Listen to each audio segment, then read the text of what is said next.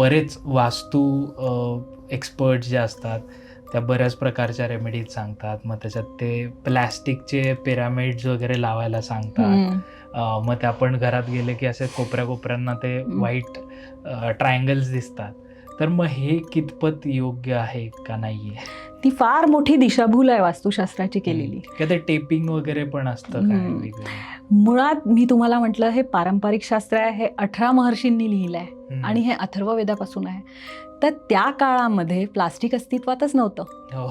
धारावी आल्यावर प्लास्टिक अस्तित्वात आलं खरं आणि आहे. तुम्ही तिथले बनलेले पिरॅमिड्स लावता, ते हं. भिंतीवर लावता. शास्त्र भूमीचं आहे. हं. जोपर्यंत तो गुणोत्कर्ष तुम्ही भूमीच्या लेवलवर करत नाही, जमिनीत करत नाही, तुम्हाला रिझल्ट्स मिळणारच नाही.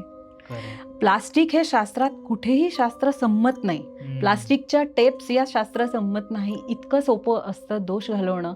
तर नुसता टेप लावूनच काम झालं असतं. तो हां. प्लेसिबो इफेक्ट असतो, की ओके. आज आम्ही कन्सल्टंटला पैसे दिले, आम्ही टेप विकत आणायला पैसे खर्च केले, आम्ही वेळ काढून ती टेप चिपकवली, आता इफेक्ट मिळणार. हे 8 दिवस वाटतं असं, पण हे शास्त्र संमत नाही आहे. एक टॉयलेट करेक्शन ही मोठी प्रोसेस असते. ओके. एनर्जी ब्लॉक करण्यापासून सुरुवात असते.